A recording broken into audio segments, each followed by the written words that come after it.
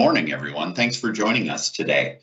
My name is Steve Thompson, and I'm the Vice President of Solutions and Alliances here at Apex. And we'll just be getting started here in about 30 seconds with our webinar this morning around meeting equity and why it's important.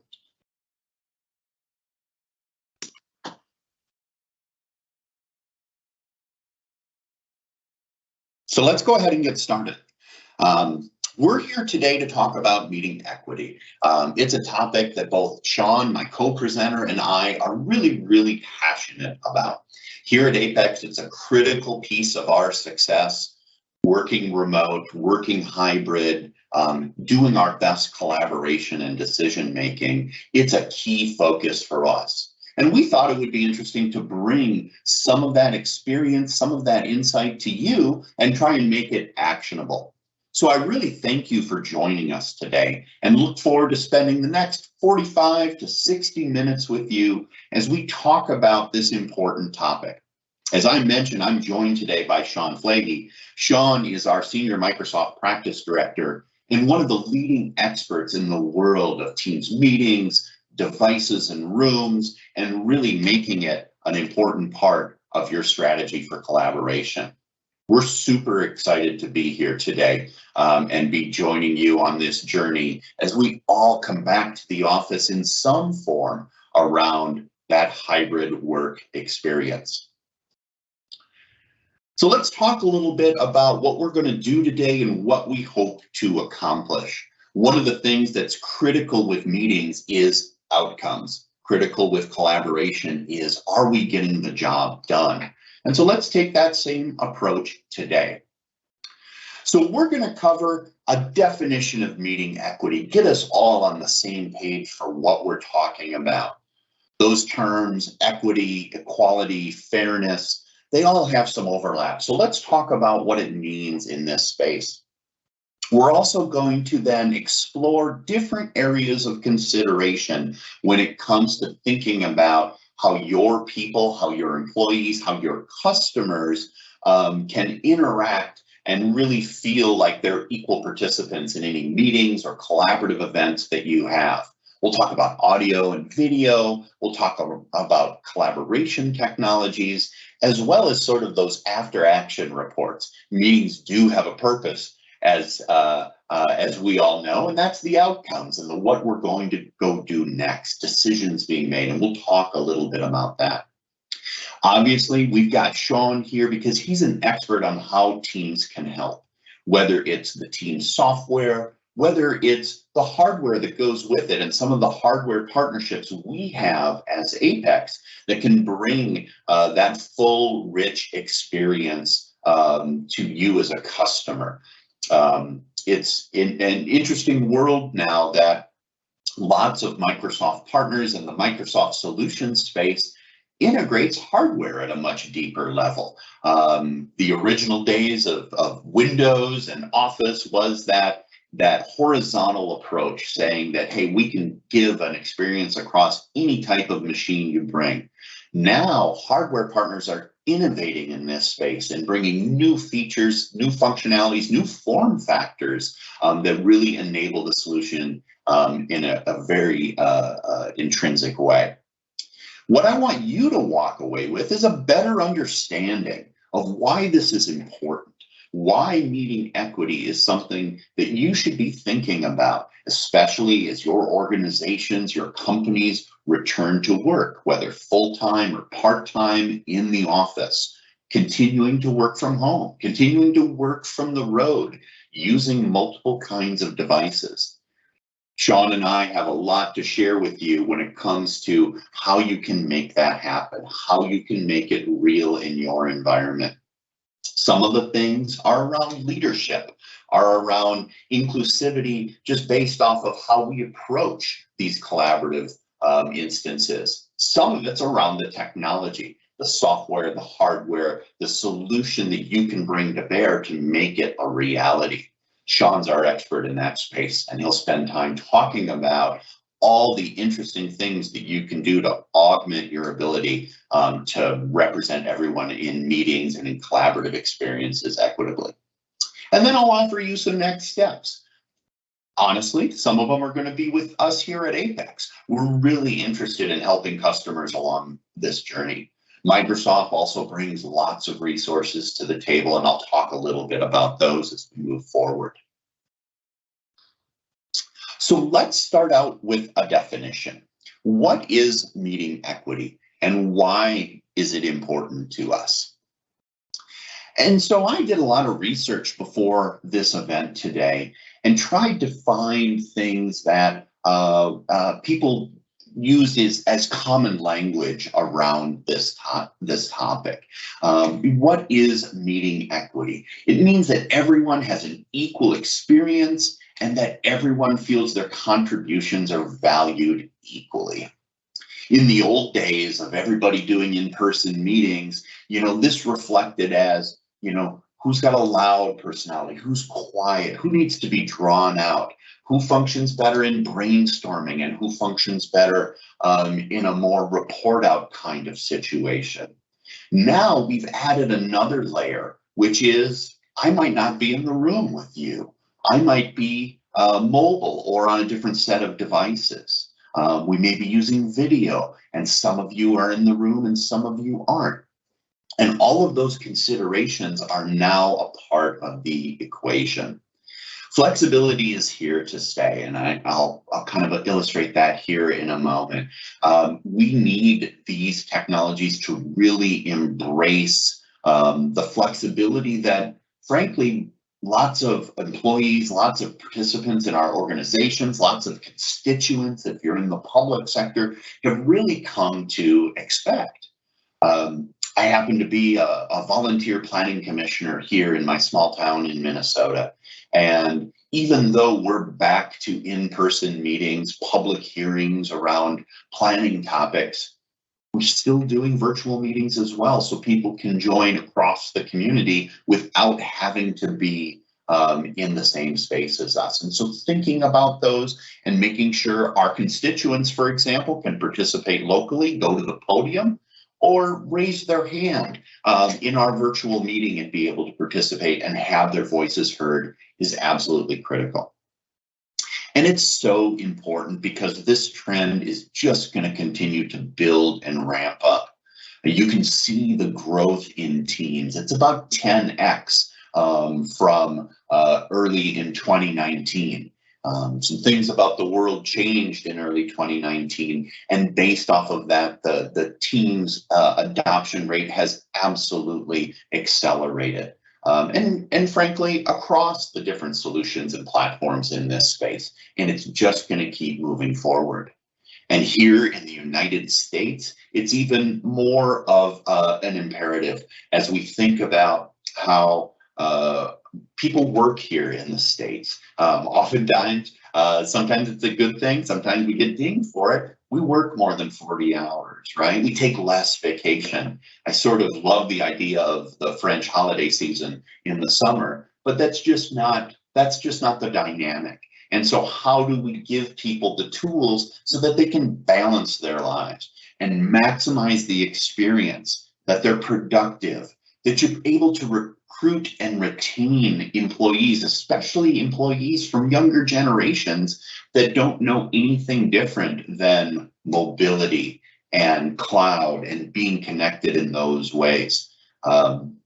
When I spin stories about the early parts of my career, being in an office every day, Wednesdays is for bagels and we all see each other all day, every day. It's just a foreign concept to a lot of people now. And so it's critical that we embrace these things in the right way, not the least of which is job satisfaction and retention. So I mentioned flexibility is here to stay, and this is just a quick visual on what some of our days look like. As I mentioned, I live in Minnesota. Apex is actually based in Michigan in the Eastern time zone. I start my day at 7:15 a.m. with a stand-up, right? And so obviously I need to be able to do that from home, be able to have that integrate easily into my life as it's quite early in the morning. Now with kids home from school and so forth, it's a different situation than when I'm visiting the office, or when Sean or Michael or any of the rest of our great team are in the office, because they can collaborate in a different way. I still want to participate in those meetings as well. And sometimes I try and work in workouts.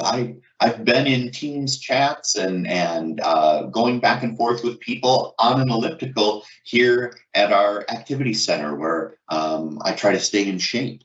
Then I return to the house and, you know, maybe I'll pick up my laptop and I'll go to a different area. But I want the experience to be rich no matter what I do. That flexibility isn't going away. Frankly, we've all had a taste of it. And now being able to continue to incorporate that into our lives while staying productive, while staying integrated with the rest of our team is super, super critical. And hybrid work is here to stay as well. We've got some results from a 2021 survey, so very, very recent, that talks about how people want those positive aspects of remote work to stay. They do, however, want more in-person experiences. I joined Apex pretty recently in my role here, and one of the things I immediately wanted to do was come visit the office, right? Hey, everybody, I'm coming to the office. Let's meet in person. And many employees have that as a top of mind thing they want to do. The other thing that's happening is a redesign of office space. Here at Apex, we spend a lot of time with customers reimagining conference rooms, reimagining phone booths and huddle spaces so that they embrace the world of collaboration in teams. So the first component we're going to talk about is audio. One of the critical elements of doing this collaboration and having meeting equity focuses around audio. One of the critical things that I've discovered is that individual listening and speaking challenges are often unseen and unknown. I can't tell you the number of people that I work with that, you know, after a period of time getting to know them, they will tell me that, hey, I have hearing loss in one ear, or I really need to focus and be able to see a speaker and have clear audio to be able to fully participate. And that is super critical, especially now if they're not going to be in the room.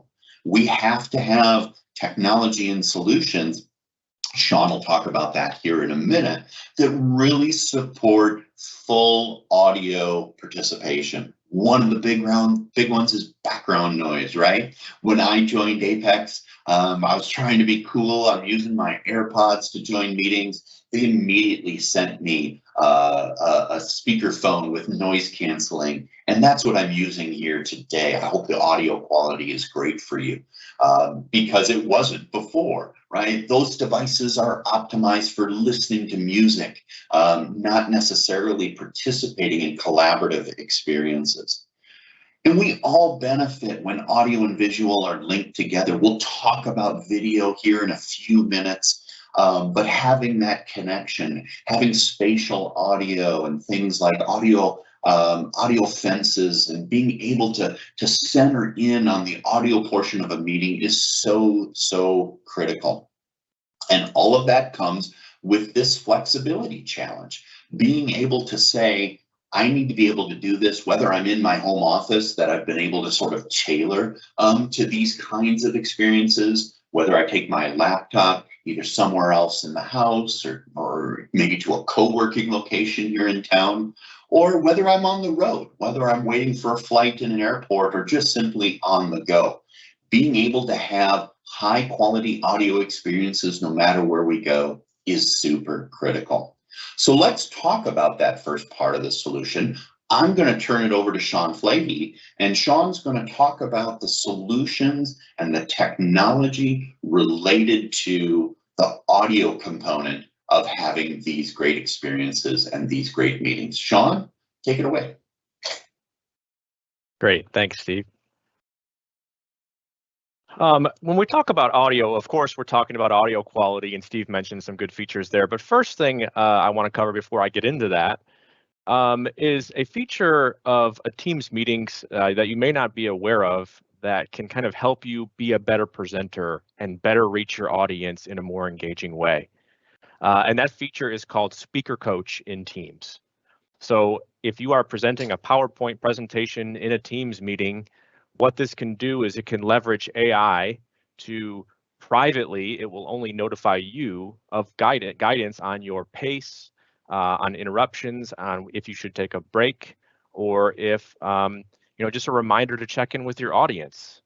This is a nice feature that really kind of enhances your presenter skills on the fly, I call it, and allows you to, via small cues and reminders, allows you to be a better presenter and allows you, your remote attendees or meeting attendees, to better understand your message. As we move forward in talking about devices and hardware to give you the best audio experience, let's talk about remote attendees first.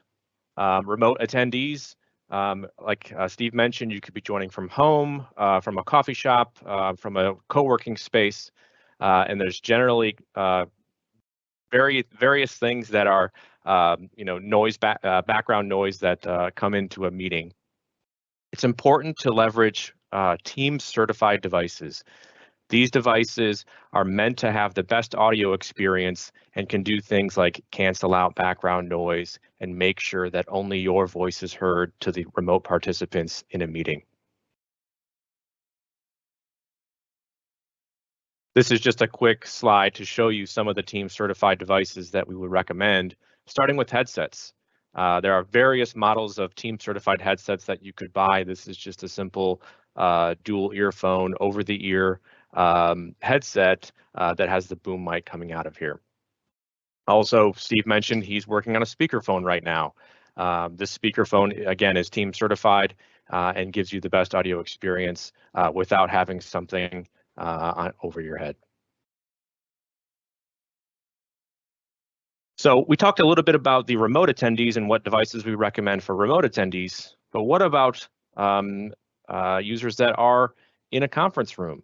How do you get the best Teams meeting experience while you're in a conference room? We want to do a quick hardware spotlight here. One of our great hardware partners that we leverage is Poly, and they have a great Teams room solution here called the Studio X50. This is an all-in-one bar that will sit below or above your TV or projector, and it has a camera built into it in the middle there, and obviously from an audio perspective, it has speakers and microphones built into this device as well. This device is meant for medium and large rooms and can pick up audio all going up to 25 feet. I want to call out two specific audio features that I think are really cool about this X70 device. One is called Noise Block AI. This is something that is leveraged within the microphones of this device that is meant to only pick up human voices. If there are dogs barking, people clapping, paper shuffling, pencils clicking, all of that is not heard by any remote attendees on the call, and the only audio that is picked up is the human voices, so we can focus on their message. The other one is an acoustic fence technology. This is where you can configure a kind of an audio cone coming off of this device. And what that means is if I've configured this audio cone coming off this device, if I'm within that cone, the remote attendees can hear me and can hear voices. But if I step outside of that cone, the remote attendees cannot hear me. This is really useful for open workspaces where there may be people speaking in various areas of an office, maybe even quietly. Sometimes microphones would generally be able to pick up those voices that are outside of that kind of range of or field of view of the camera. And so this is a nice way to make sure that the people that need to be engaged in the meeting are actually heard, and the ones that are not are not. I'm going to turn it back over to Steve to talk about video. Awesome. Thanks, Sean. So as Sean mentioned, that Poly device has a noise suppression technology that works at the firmware, at the hardware level. Full disclosure, I'm actually using a Poly speakerphone here in my home office. And this is a bit of working without a net, but we have to try it. So the theory is you didn't hear anything, right? I just went ahead and clapped. We did test it out before, so we were pretty sure it was going to work. But it's that technology that's pervasive across a lot of these hardware devices that is so critical for making for great audio experiences. But let's talk a little bit about video now. Most of us are visual learners, right? This whole dynamic of, what we read, what we hear, what we see. This can be the most critical component of the meeting experience, right? Human expression, understanding, getting context, not just the words, not just what I type, but the expression on my face as I relate it. Is he joking? Is he being serious? We all have those examples in our life with, without those visual cues where we've maybe misunderstood a message or haven't fully grasped what someone was trying to communicate. Another big one is eye contact, right? Being able to know that people are engaged, that people are being attentive, that they're interested in what you're talking about is so critical to having the most productive meetings and collaborative experiences. And it really enforces that social contract around attention. To me, the corollary in the physical world, it's some of my previous jobs, very, very large companies, lots of very, very big meetings. It was laptops down, right? Hey, focus on us here in the conference room, on the task at hand. When we're all working from different locations, having that visual cue of someone being engaged is super, super critical. The other thing it can do is keep teams tied together with some of those visual cues, some of those video cues that might be not work related. Maybe I just got my summer haircut and I'm excited for vacation, or you maybe can learn some things about me just here today, right? And I never remember with mirror my video which shoulder I should point over, but I've got a photo of Ted Williams in the background, my favorite baseball player. You can see some hockey sticks. Maybe you know that sports and competition are important to me. You can see I've moved a couch into my office for when I need to take a break and maybe work on the laptop from sitting back there. But there's visual cues about me. Sean's using a virtual background, so we have tools to also mask that, to say, hey, Sean's here, Sean's serious, even if his backdrop is a more casual environment, or maybe he's working at a customer site. Whatever the reason may be, the flip side is also true. Maybe sometimes we want to mask that background, still be present via video. We can still see Sean, see his context and his inflection as he comes through and delivers his message in his part of our session today. But he's doing it in a much different sort of video environment than me. So with that, I'll turn it back over to Sean to talk about some of the video solutions and technology that you can use to really enable these solutions and make them real in your environment. Sean, take it away. All right. One of the first features that I want to talk about is related to Microsoft Teams room systems. So we kind of talked about, we showed the Poly solution that you could install in a room and basically turn that room into a Microsoft Teams experience. And one of the new features that was released is called Microsoft Front Row. And Front Row is really a view of remote attendees that people in the room can see. And as you can kind of see here from the picture, this shows all of the remote attendees along the bottom, and you can see a pretty large video feed of each participant. And what this also does for people in the room, it does positional audio. So if I was positioned my video feed on the left side of the displays, my voice would come out of the left speaker and vice versa on the right speaker. So this really helps the people in the room be more engaged with the remote attendees. You can also see here that it shows I can see content being displayed up here on the left display, and then also a spotlighted video of maybe the active speaker that is presenting on that PowerPoint presentation there as well.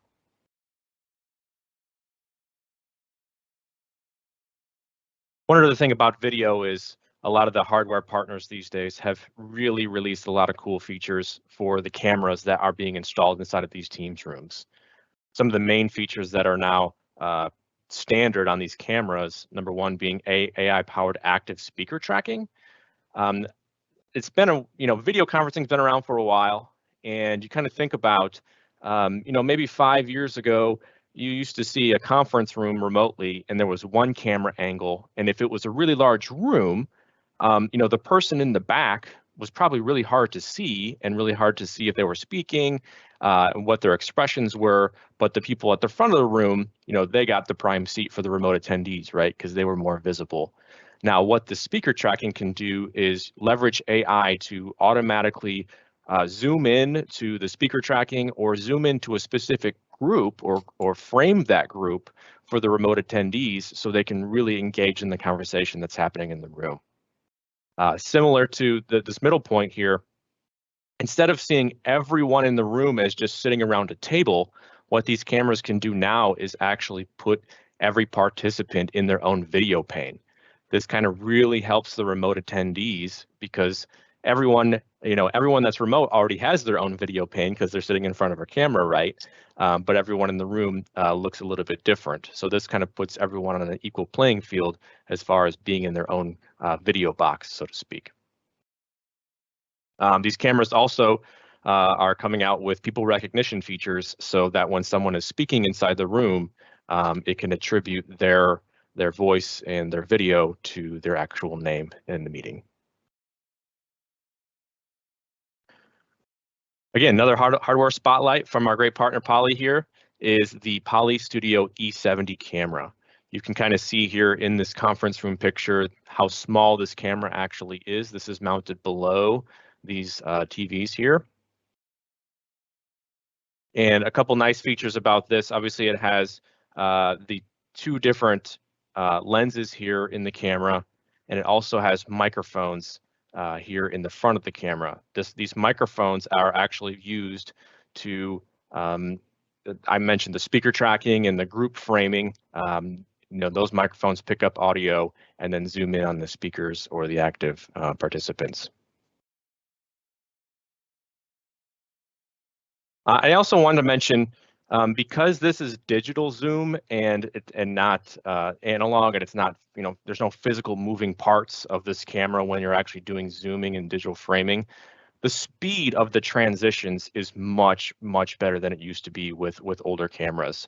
It used to be if I was zoomed in on a speaker, I'd have to zoom back out, then zoom back into a different speaker, whereas these cameras are smart enough to go from one person to a seamless transition to a group and then back to a single speaker based on the active conversation within a meeting.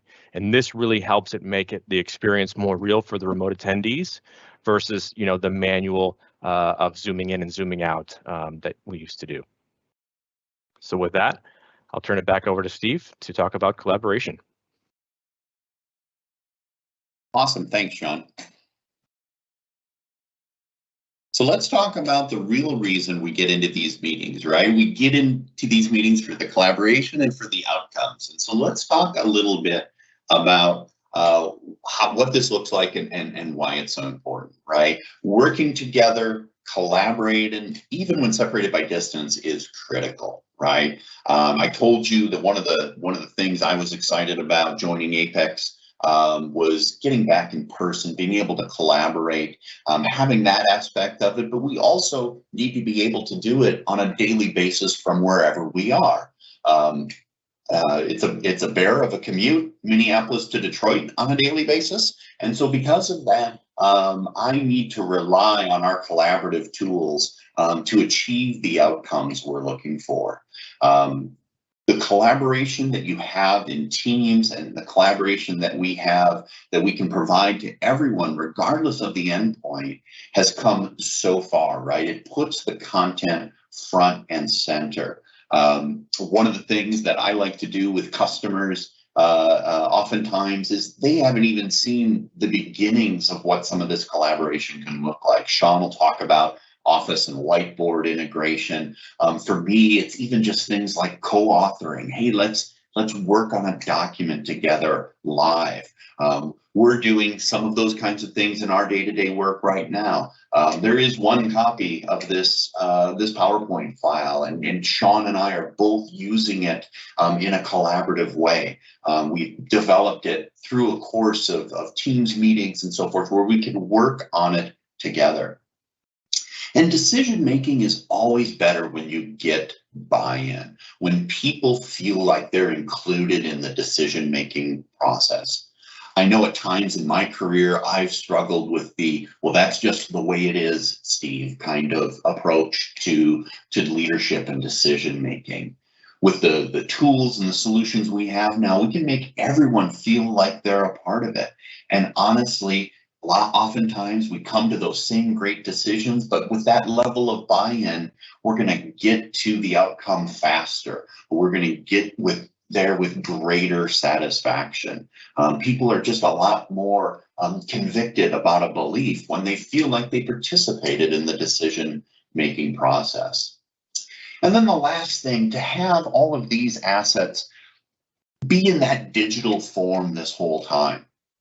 Even Sean will share some hardware and some collaboration approaches that are about in the room as well as remotely. And it isn't take a picture of the whiteboard. It isn't who took great meeting notes. We're capturing it in the container that we wanted to live in going forward, right? Again, thinking about the progression of my career when brainstorming sessions, involved facilitators and whiteboards and flip charts and those kinds of things. Well, now we've got digital native tools that can do a lot of this so that it's in the right container from the get-go. You don't have to translate it to a usable or a searchable or a preservable form to make it last in your environment, to make it searchable, discoverable, actionable, because it lives digital from the beginning. And honestly, let's remember the reason we're having meetings is to get to an outcome, to make a decision, to build a consensus. Oftentimes, capturing that and making sure that it's the focus of the work people are doing can be a challenge. And now with some of these tools, with some of the pieces of the solution and some of the things that you can bring to the table, you can make that a reality for local and for remote workers. With that, I'll turn it back over to Sean. He's got some great information about collaboration solutions, strategies, and even some of the hardware that makes it a unique experience. Sean, take it away. Thanks, Steve. And I want to start out with maybe my favorite feature of Teams meetings, which is called PowerPoint Live. And the one thing that, call it a pet peeve of mine when presenting PowerPoint presentations and with multiple presenters is switching back and forth of who's going to control the slides. And with PowerPoint Live, it is very, very easy for multiple presenters to take over a presentation to control their own slides. And that way I'm not waiting for someone else, another presenter, to control my slides and wait for audio cues and visual cues, and then potentially miss one. And I say, hey, Steve, can you advance the slide for me? I love that I can just easily take over the presentation as a co-presenter and move on with my message. You can also do various things with PowerPoint Live, such as obviously the rest of the attendees can also see all of the slides that are part of this presentation. Maybe you want that, maybe you don't, and you can control that by turning it by just toggling that on and off. Also with PowerPoint Live, you have the option for slide translate. So if you have other participants where maybe English isn't their native language, they can view the presentation in their chosen language using the slide translate feature. Another one I want to talk about is Microsoft Whiteboard. Microsoft Whiteboard now directly integrates with Microsoft Teams. And So you can have people in a room or remotely, all collaborating using a digital whiteboard within a Microsoft Teams meeting. You can kind of see here that there's a feature called collaboration cursors, and what that'll show is it'll show you, it'll put your name and a little note about you along with a different color for each person that's collaborating on the whiteboard, so you can all see who is active and doing that. You can take existing whiteboards. Maybe you had a whiteboard prepared already, and you want to take that existing whiteboard that you were working on individually and then bring it into your Teams meeting so you can show it to your team and maybe collaborate from there on. You can also do that with the existing whiteboards. And then the last one, I know this is a great feature and definitely needed, is external access in Teams meetings. It's been asked for and it's finally here. We can now use digital whiteboards both with internal employees as well as external partners and vendors as well.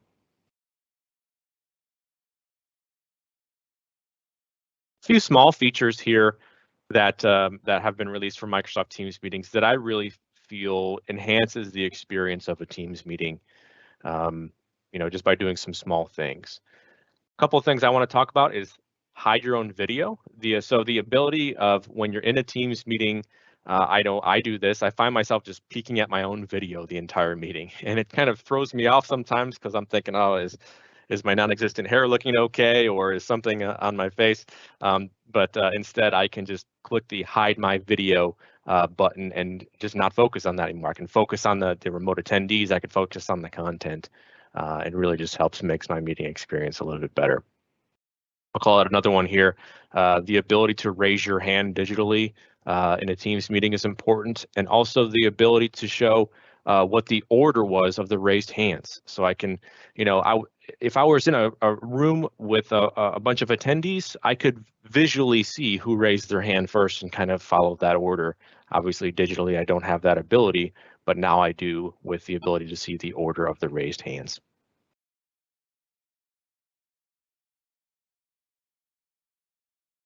Microsoft Teams breakout rooms is another feature that I think really helps enhance the meeting experience, and especially remotely. Back in the days of everyone was in the office, if we had a very large meeting, maybe we would meet early in the morning, and then later in the morning we might break out into various different rooms and different meetings and then come back as a larger group. Microsoft Teams breakout rooms allows you to do the exact same thing virtually. So this is a really nice way to enhance your meeting experience for large audiences and the ability to segment those into your specific meeting purposes.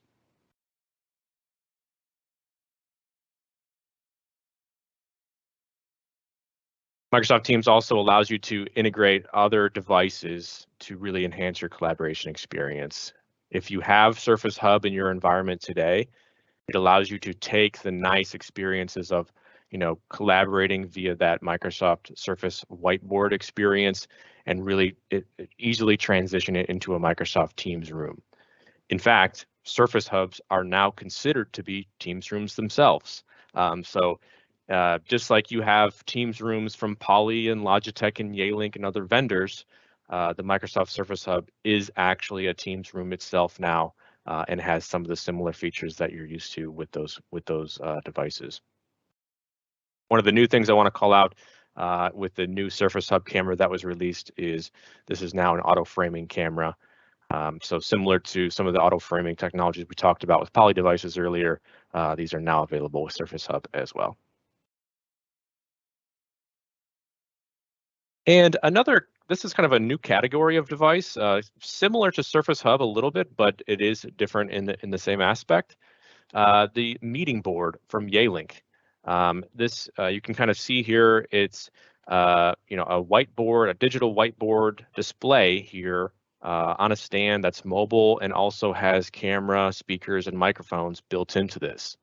So again, this is a Microsoft Teams room system, and it also has digital whiteboard capabilities physically on the device as well. I like that it's mobile as well. So if we do need to have ad hoc Microsoft Teams meetings in various open spaces, or if maybe I have a conference room that's not outfitted with Teams Rooms hardware at the moment, I can wheel this thing in here, plug it into a network connection, power it on, and I'm having my Teams meeting.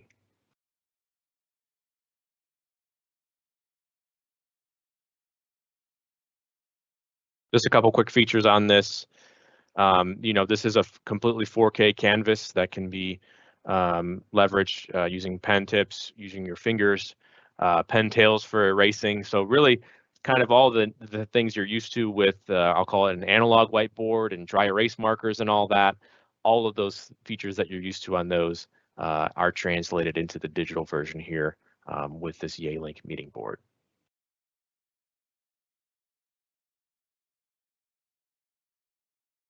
So with that, I will transition it back to Steve. Awesome. Thank you, Sean. And we're to our last segment around the meeting equity and collaboration experience, which is taking action.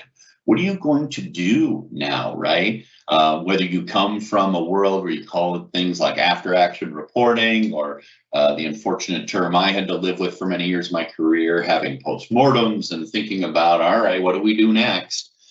Taking action after a meeting is really, again, what it's all about, in the sense that you're in this collaborative experience to do something, to have an outcome, to make a decision. And the history of this is really quite poor. Early in my career, I worked at a very large company here in Minnesota that most of you have probably shopped at. And we had staff meetings and we rotated who took notes, and we put those into a Word document on the L drive, and they were never heard from again. I became so sort of jaded about the process that I used to hide little Easter eggs in our staff reports when I was the note taker, that that the sun had exploded and that so and so had won the lottery. And not in my time working there, nor in my time afterwards when friends of mine were still working there, did anybody ever come to me and say, "What was wrong with you, Steve? Why were you taking such crazy notes in our staff meetings?" That's because nobody ever read them, right? And so now, because we're digital native, because we're generating these outcomes, the notes, the actions, the plans in these digital native tools, we're capturing them and we're making them actionable.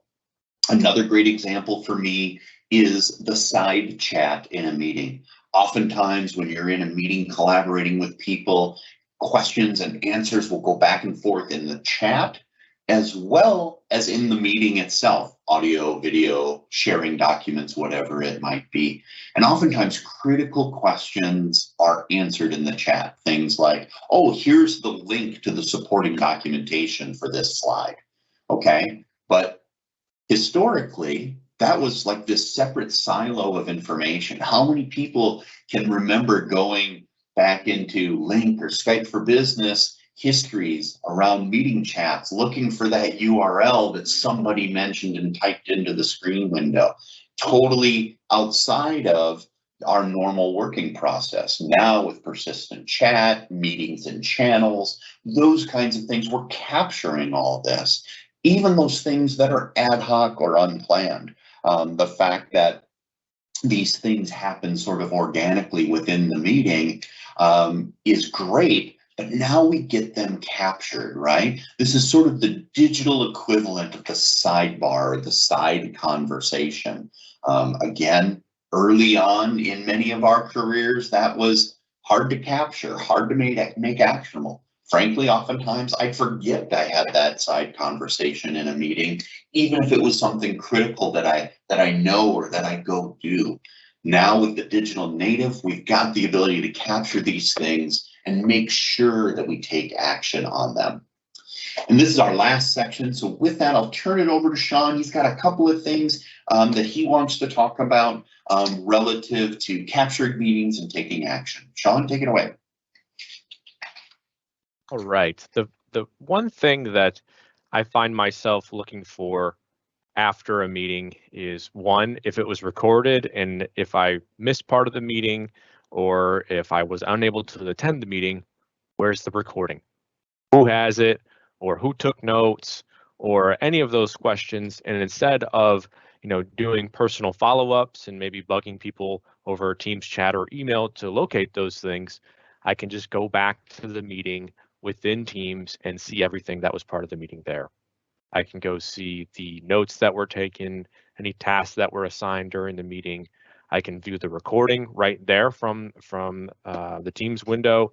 Any meeting transcripts, obviously if transcription was enabled during the meeting, I can read through on who said what and at what time during the meeting did they say that. It's all automatically saved there for later reference. So that really empowers me to go and consume that content in a quick and easy fashion after the meeting without having to bug anyone else to provide that content for me. And this next one, I mentioned some of the hardware and some of the cool things that some of the cameras and things can do. I also want to talk about intelligent speakers. These are new devices and they look similar. I mean, if you have a Google Home or Amazon Alexa or any of those devices at home, you're all used to what those and the power of those devices and what they can do. Think that technology, but brought into a business fashion where they look similar. They are small, puck-looking devices that sit in the middle of the table. However, they have a lot of power built into them. And one of the main things that they can do is meeting transcription and speaker attribution. This is excellent. So this allows, Steve mentioned who's taking notes and who's recording everything that's happening. But if it's an active meeting, a lively meeting, the note taker is frantically typing or frantically writing notes. It's possible some things were missed. And what they could do is really go back and look at this transcription very easily afterwards and either take notes based off that or make sure they didn't miss anything. Or if everyone just wants to sit in the meeting and be engaged and not worry about who's taking notes or who's keeping time and things like that, these speakers can really do a great job of capturing all that information and presenting it to you in that meeting recap that I just mentioned at the end of the meeting, really allowing for all participants to really stay there and be focused on that. That I'll pass it back to Steve one last time to talk about next steps. Thanks, Steve.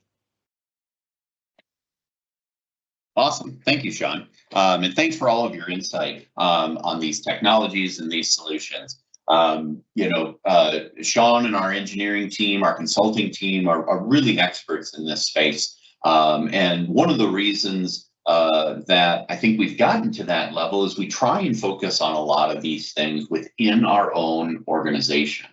In addition to being a service provider and a consulting firm, we're running a small business, a medium-sized business as well, right? With all of those different components. And so we're trying to incorporate all of these things into what we do on a daily basis.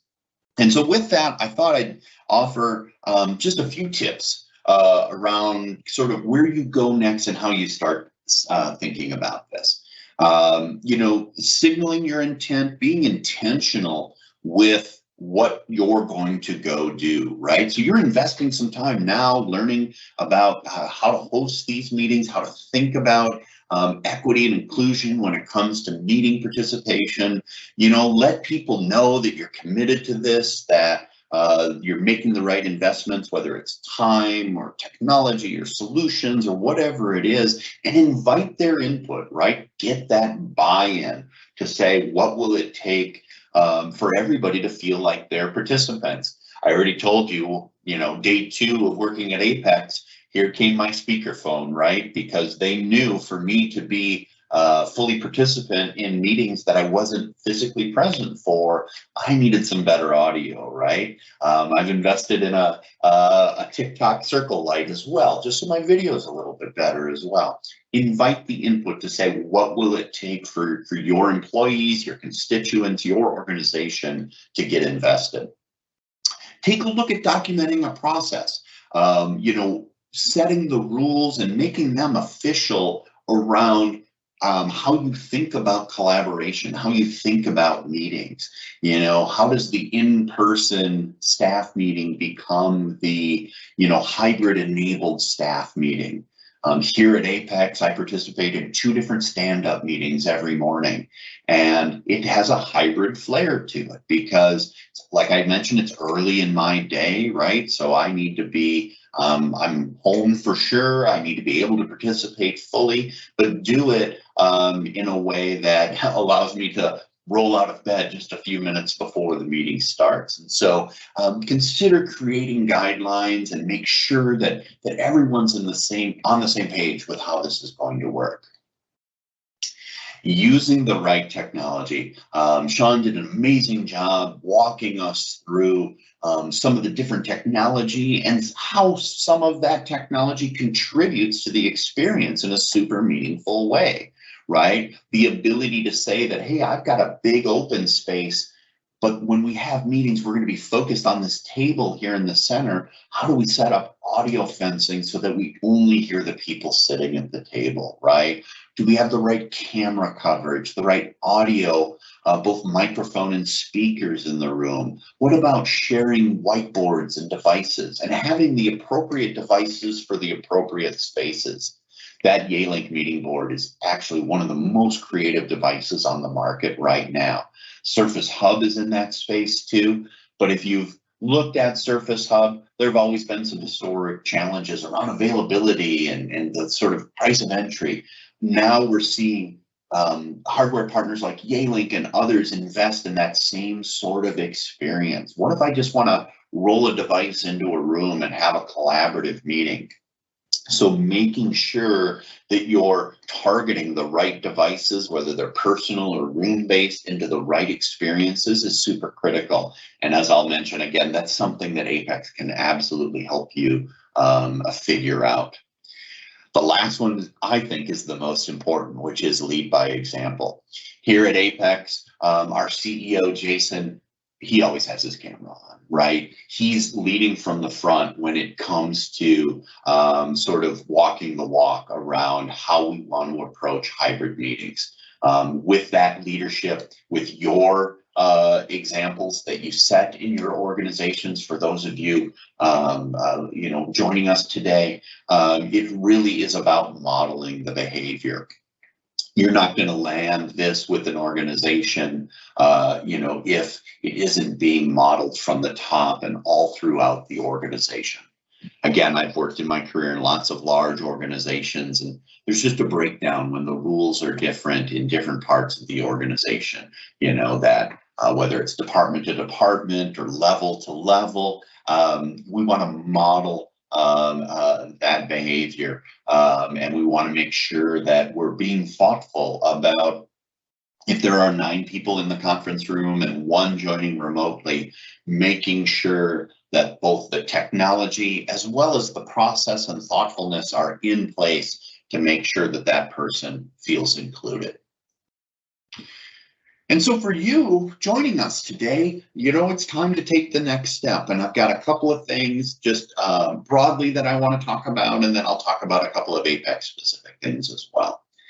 If you're not familiar with Learn and Docs for Microsoft, you definitely need to be.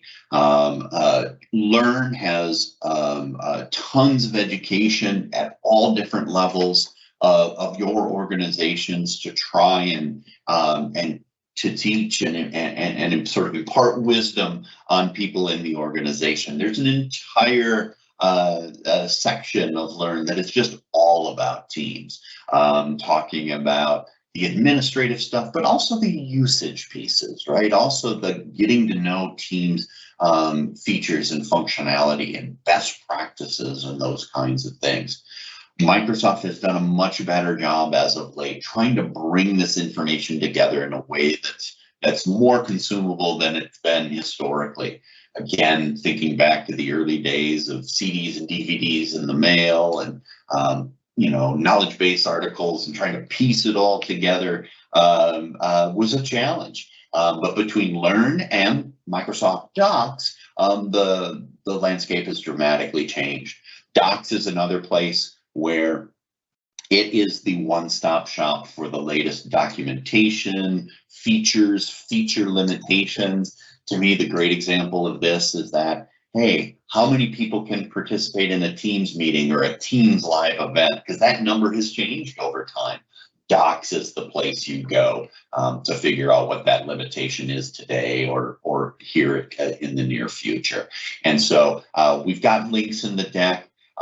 You know, it's our intention with all the attendees and registrants, we can share this information after the fact. It's also real easy to find. Learn.microsoft.com, docs.microsoft.com, I think both redirect, even if that's not the correct URL. Easily searchable and easy to discover information that you're looking for. But what about next steps with Apex, right? Couple easy things you can do. You can just simply contact us, drop us a note. We do actually still use phones around here, and feel free to give us a call. And we'll make sure you get mapped to the right resource to help you with any needs you might have in this space. We also have the ability to just schedule an assessment with our engineering team and be able to see how we can help you at apexdigital.com/teamsrooms and be able to get engaged and help out. This is really both an area of expertise, as you saw from Sean's presentation, as well as an area of focus for us as we bring our solutions to market. We've done lots of rooms, lots of really big and creative rooms, lots of huddle spaces in that room space. We also are a device provider when it comes to personal devices. Sean mentioned Poly and Logi and Yealink, and so we can bring both the solution piece, the consulting piece, the services piece to the table, as well as great hardware partnerships that round out the experience. As both Sean and I talked about, you can have the best of intentions with Teams, but if people are using built-in mics and built-in speakers, you know, you're not going to have the kind of satisfaction with your audience that you might be looking for. It's a combination of the solution, the training, the devices, all of those things, plus good planning and execution that go into a successful deployment and successful adoption of all this technology.